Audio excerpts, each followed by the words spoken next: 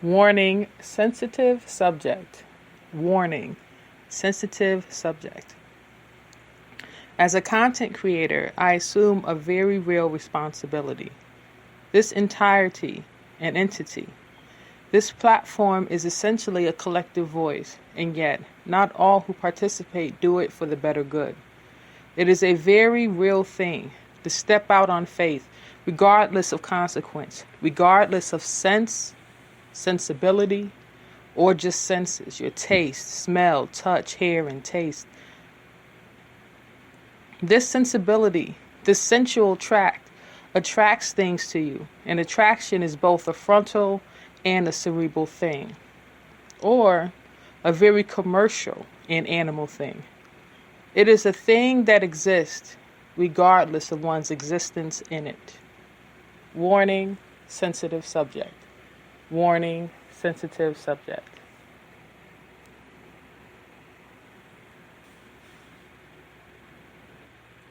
Hey, good evening on this Tuesday, January, Tuesday, June 7th, 2022. The time is 11:31 p.m. and welcome to Early in the A.M. with Isha.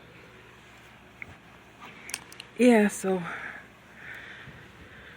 I wanted to talk about, I guess a little bit about what's been going on in social media. Not necessarily, I'm not going to pinpoint anything exactly and say I'm just going to strictly talk about this, because there's a whole laundry list of things. We have what's going on in celebrity entertainment with, celebrities and the feuds and things like that. And then you have what's going on in middle America, mainstream America with, the mass school shootings and just the turn of violence. Just the turn of violence, and then the roles that social media plays in the meantime. And what I see, and how I feel is we as a collective have a responsibility before you're even given the torch to say, go be the next social media star, or here's a place for you to act out and vent your frustrations. You're automatically handed the role model. It's branded on your spirit. As soon as they see what color you are, what race you are, the color of your skin, the texture of your hair, the way you start talking, the way you present yourself, you're already branded with role model. It's in your spirit. It's in your identity before you even catch on to people. There's a certain class of people, as soon as you hit a certain a popularity or a certain damaging point, or if you don't make it and you tend to become a pariah or whatever you call it, you're automatically seen as a role model. Whether it's somebody to beat up on or somebody to cheer on, you're going to have that. As soon as they see your face, as soon as they see this color of your skin, it's there. And a lot of us, we assume role model means you're successful, you're there to guide the way. You're there regardless. You'll be that role model regardless if you showed your face. You have this existence, whether or not you know that you exist in it, is there. What they say is predestined or preordained. And here's my coming into it in the part that I play.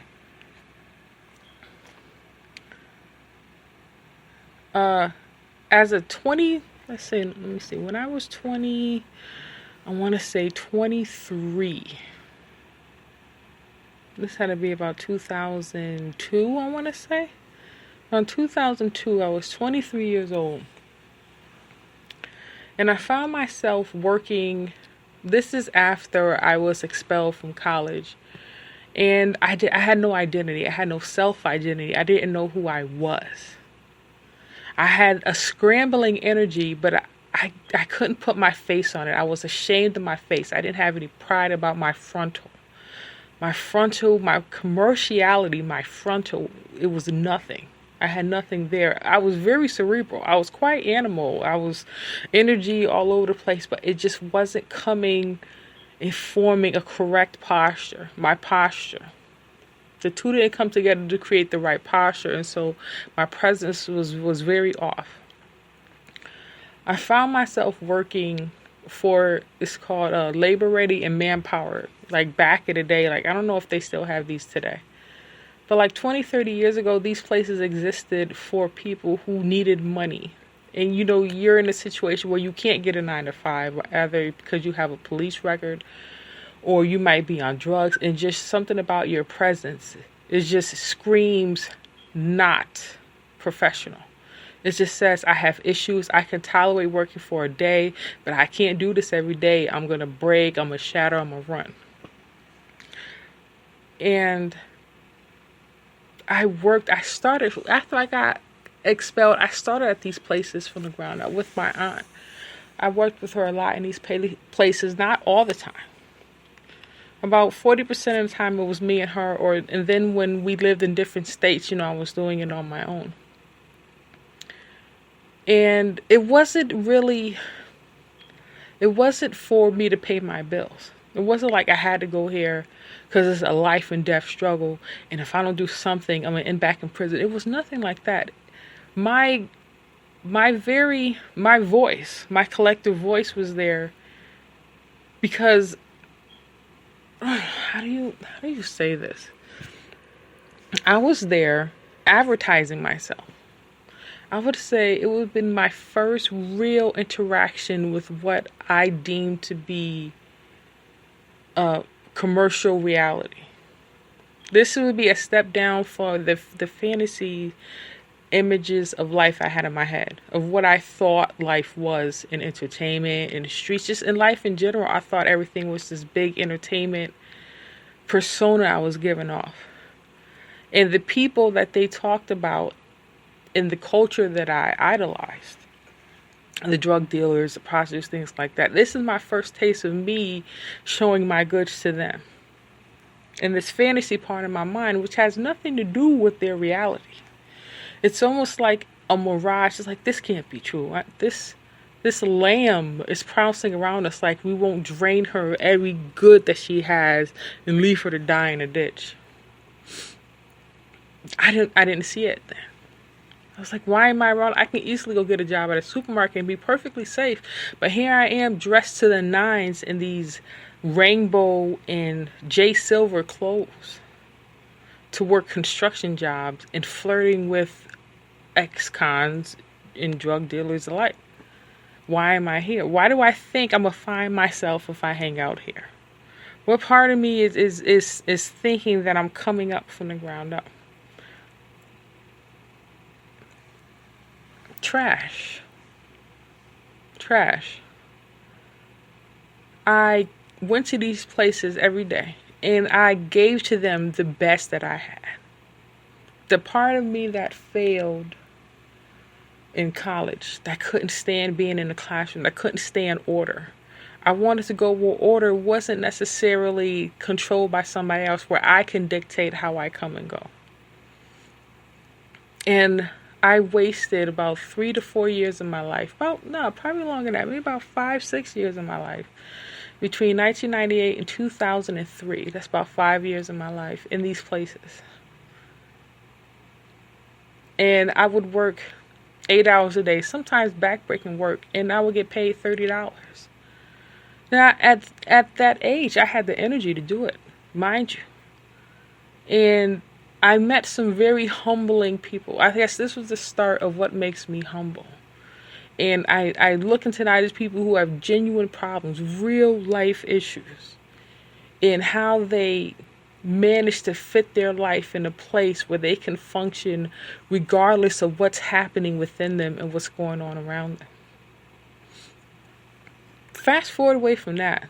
20 years later, after I, get into transportation to get my degree and I start driving, my license, and I'm driving where I'm looking at things, I've done all this without a college degree. I'm just kind of working in the blue collar sector. I'm popping up here and there, seeing the behaviors that scream out of me when I'm around certain people, or parts of me that still thinks I still got it to be cute and to be in a rap video, just battling this parts of my anatomy and my spirit, my mind, my sociology, all these things. And then I look at people who step out on social media and for whatever reason, they're disassociating the cerebral from the commercial. They're trying to do both without understanding that the both are one. Once you perpetrate the skin, it's not frontal, it's cerebral. We've battled so much in the past about race and about skin, and it's so much about the color of the skin and the culture that comes with the skin, that the cerebral and the frontal, in essence of social media and collective voicing and the things we do on these podcasts, they're essentially one thing. You can't separate the two. You can't say that mass shootings are a white thing or that suicide bombings are an Arab, well, not an Arab, but a Middle Eastern thing. And you can't say that drive-by shootings in the hood are a black thing. It's a cerebral issue. It's a cerebral reality that's so dismissed from what we deem as frontal and commercial. What that frontal image of what we present to the world, that's our commerciality. That's the commercial issue. That's what we use to earn. That's our earnability, our value, our ad valorem, as you would call. According to value, as I would say. But the cerebral part, the animal part, is what the animal is what exists regardless of our existence in it. This is our ability to disappear and reappear according to value. How are we so detached from our value that we think we're worth certain things? Certain prices, certain realities come with violence. They come with milestones of violence. And because it exists, regardless of whether or not we exist in it, we feel that we can just step past these things into the next $100 million deal, or the next $10,000 deal, or $100,000 deal. We have people who are afraid to cross the street because they feel something's going to step out of bounds and not remain in its core value. It's going to step out of bounds and just take the dollar because it's there to take. And just misalign their world so much they're scared to step out on anything. On faith, they're scared of faith. They're scared of just random ignorance. They can't even muster up the strength to be randomly ignorant and do it anyway.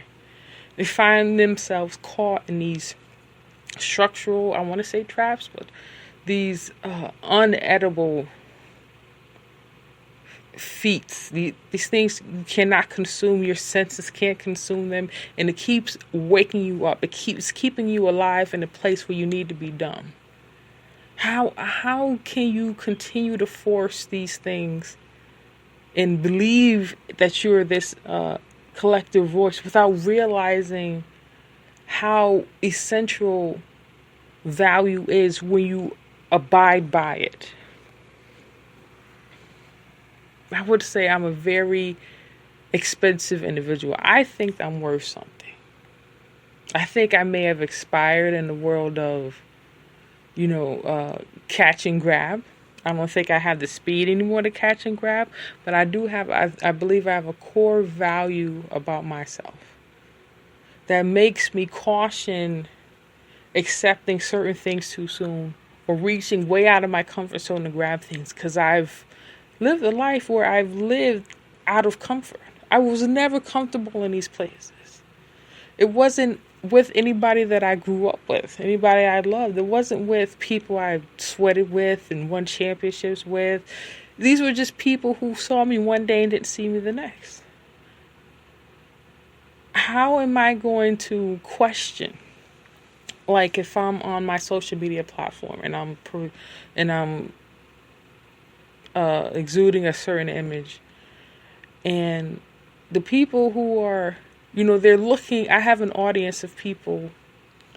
They're looking at me as an item. They want to smash and grab on my persona. They want to smash and grab on my personality. on my worth, on my value, the things that I put my spirit on the line to achieve by exposing myself to you. They want to turn me into their dumping ground because now there's more of them than it is of me.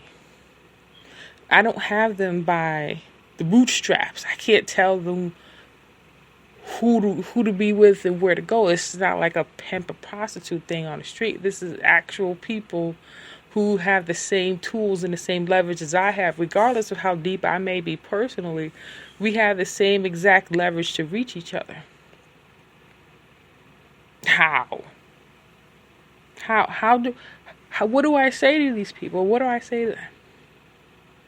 Let's say I have one of them is, a teenage boy, teenage girl. Say she's a girl for this instance, because it always seems to be that mass shooters lately have always been men. So let's just say this particular one is a female. She's tired of getting bullied, but she doesn't want to kill herself. She's not trying to kill herself like that. She's not trying to be like that. But she's tired of being alone with how she feels, and she wants you to feel it too. She was like, okay, here's a person who their life ain't about much, but there's a bunch of people who agree with how they feel. How do I get a bunch of people to agree with how I feel if I'm dying inside? Am I going to be the next overnight success? In a span of a matter of minutes, I'm going to make 30 people agree with how I feel. I'm just going to kill them, and then I'm going to kill myself. And now I'm exuding the same energy you're exuding. These are the frequencies that are just rolling under these popular mannerisms and these popular people like an alligator rolling under a bridge in a Florida restaurant that's out by the lake or on the water or whatever. It's just danger lurking beneath the surface in the form of our most treasured beings ourselves. When are we going to really connect that cerebral brawlicness, that cerebral identity, that cerebral evilness to our commerciality? Why do we keep separating that? How do we keep that dissonance between the two? It's insane.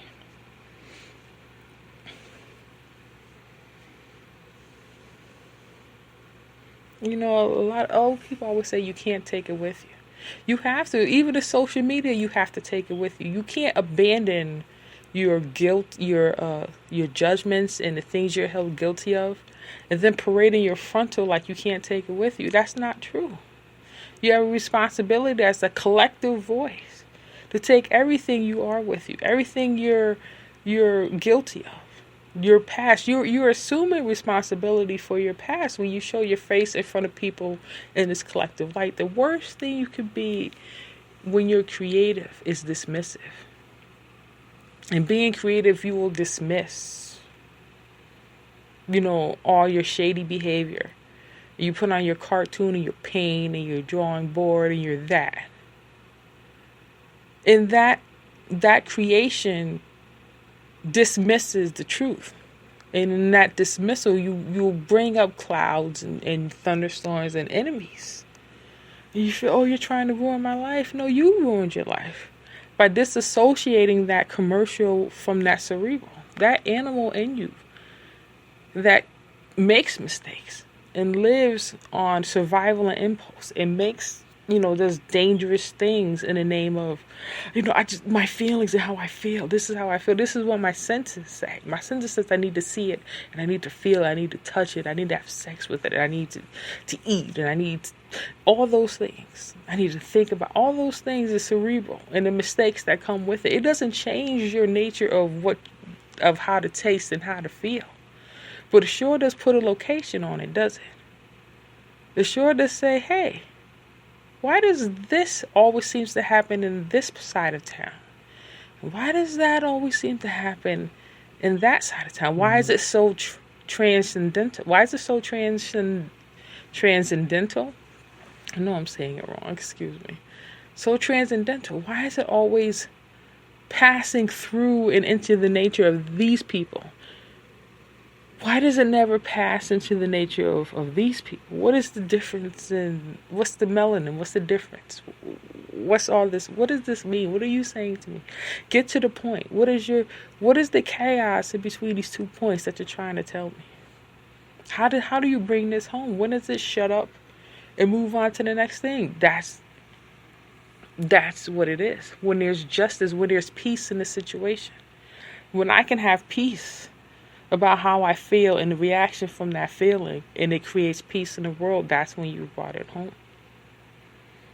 If I turn just all out violent and I ran outside and I just killed all the trees on my street, I just went down and I injected them all with tree killer, and then the next morning all the trees had laid down the street, and everybody said, "Oh, that makes sense. Now I know why Aisha feels this way.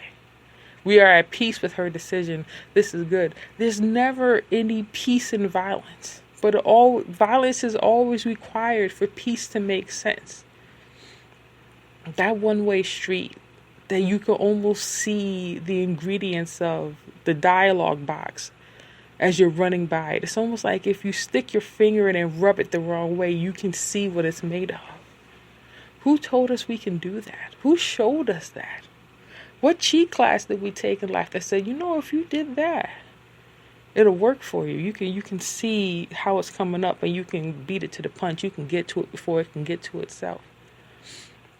And I'm back at me again. These dangerous questions coming up. This dangerous motive comes up and it says to me, "Isha, it's your turn to speak now." I'm like, but I just wanted to talk about, bringing Barbie dolls back from the 80s that I used to play with. Why is this nasty value black hole getting comfortable with my name?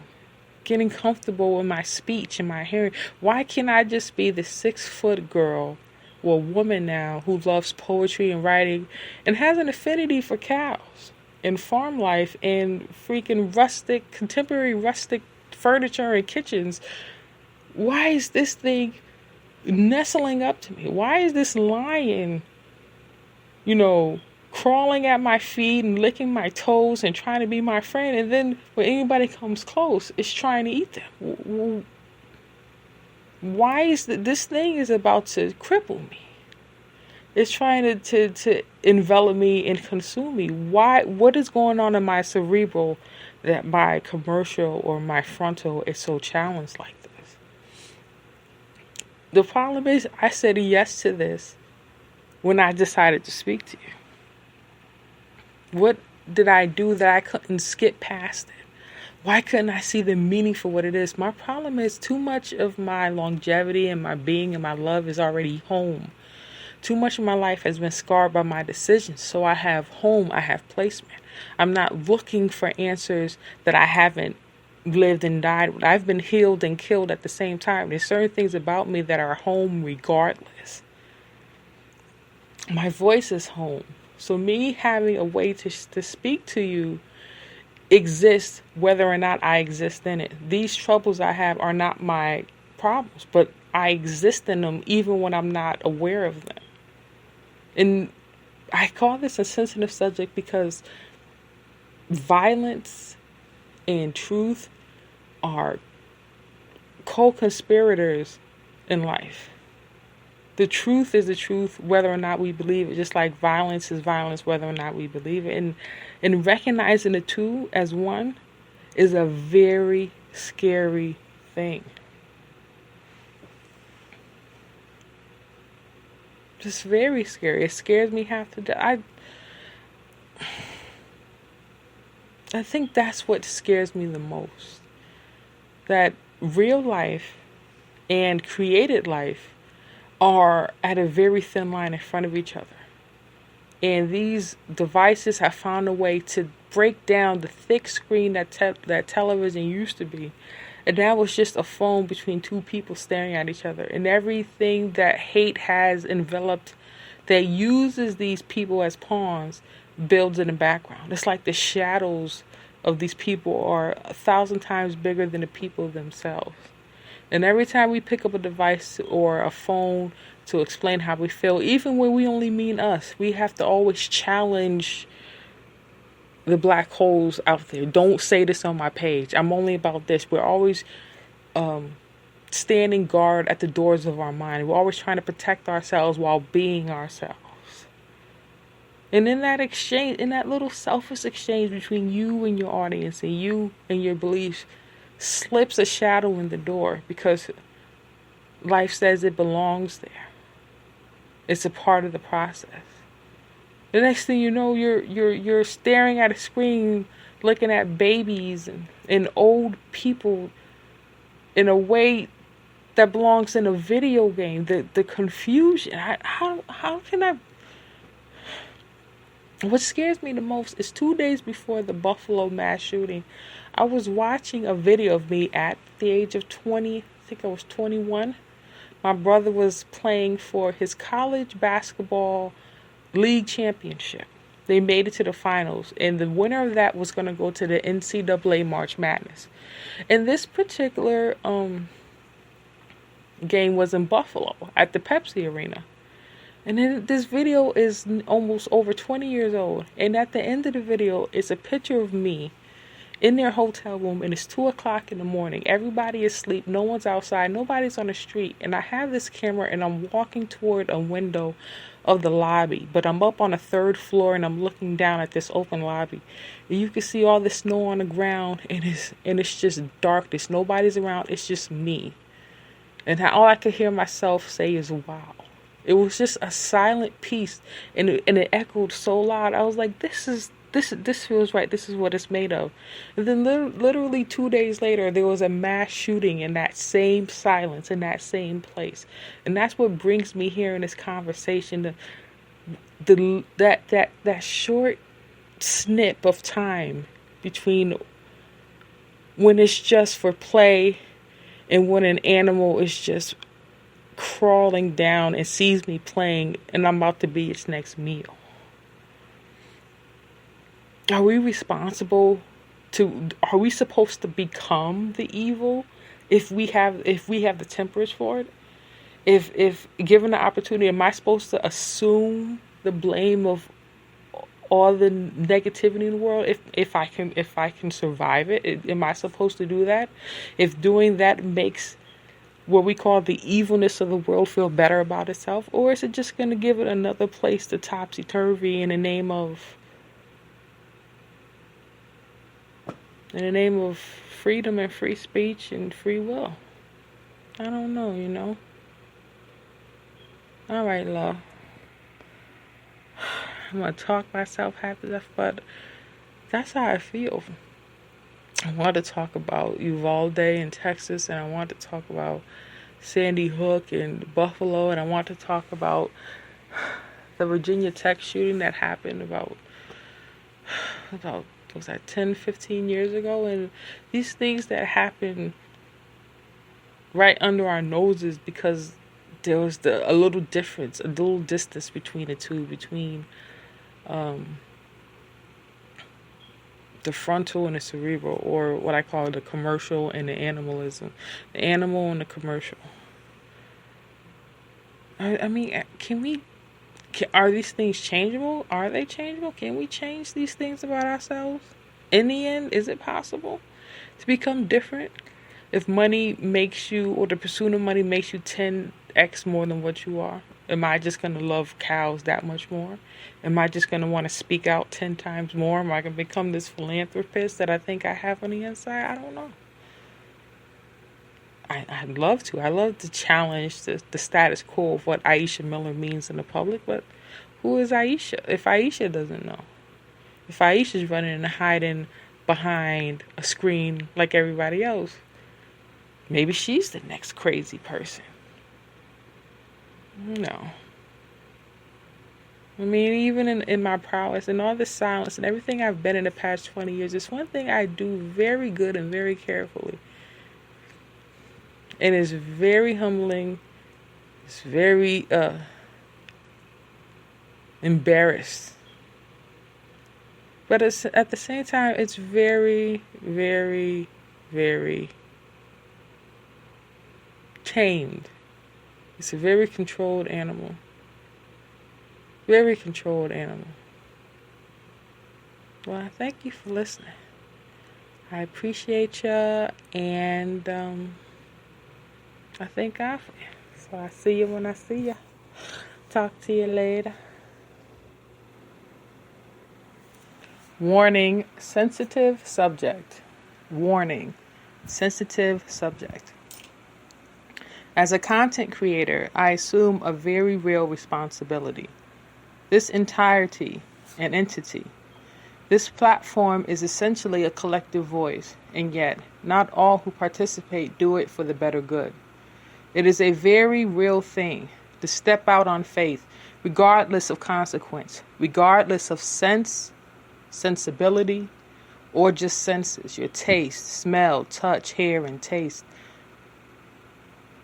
This sensibility, this sensual tract, attracts things to you, and attraction is both a frontal and a cerebral thing, or a very commercial and animal thing.